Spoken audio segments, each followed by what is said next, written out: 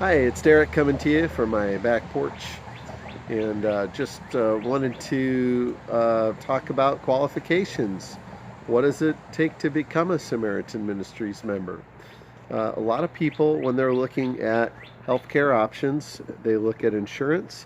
Insurance gives them various kinds of health qualifications, maybe some kind of a survey, and want some weight, height, BMI type stuff, whatever it would be, and then wants to know about all your history to determine whether or not you can join, um, and so forth, or maybe to give you some writers or different things like that.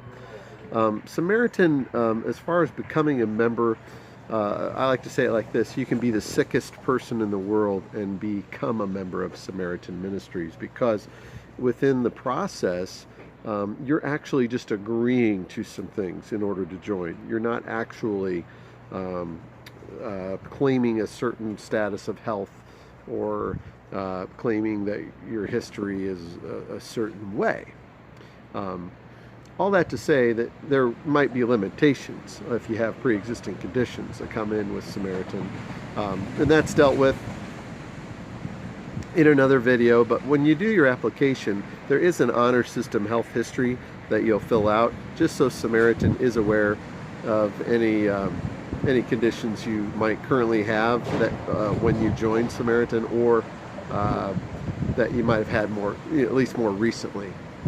Looks like thunderstorms on the way here, but at any rate, the requirements for actually being a member aren't that. The requirements for being a member are agreement to the statement of faith, which you can find on their website under the guidelines section. It's very general. It's not meant to be denominationally specific. A historic Trinitarian Christian statement of faith. And then you would have agreement to regular church attendance. Unless you're in some kind of a pandemic scenario like coronavirus or something, that needs to be physically attending church somewhere rather than an online church scenario. But it doesn't necessarily need to be in a regular church building. It could be a home church, or something more along those lines, or maybe your church meets in a gym or something like that. But it doesn't really matter there. What really matters is that you're getting together with other believers regularly for worship. There's a community that you're involved with, that you're accountable to, and you have someone in leadership in that fellowship, church, community, answer some lifestyle related questions and sign when you fill out your application. And that will include the regular church attendance. That will include completely abstaining from tobacco, illegal drugs, recreational marijuana, abstaining from sexual activity outside of traditional biblical marriage, and if you do drink alcohol, drinking it in careful moderation and never to drunkenness. So those are kind of the lifestyle related things you'll agree to, and that your church leader would also say, yes, to the best of my knowledge, you abide by those. And then really just having an understanding of Samaritan Ministries is the other thing you basically are agreeing to.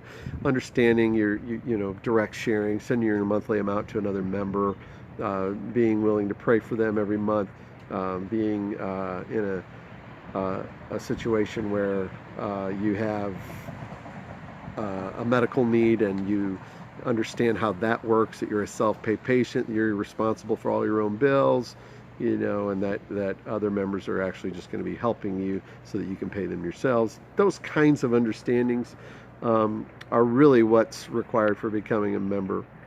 So if you have any other questions, there is a guidelines section at SamaritanMinistries.org, and you can, the first section is called membership requirements. So that's going to be your key piece of information. Mine's more of like a summary here. But if you do go to SamaritanMinistries.org and follow the links to join, I'd love it if you put Derek Thorpe video on the section of the application where it asks you how you heard about Samaritan, if you don't happen to know somebody already that's a member with us. If you do, put their name down. But really appreciate your time today, and hope this Samaritan FAQ channel is a blessing to you and helpful. Have a great day.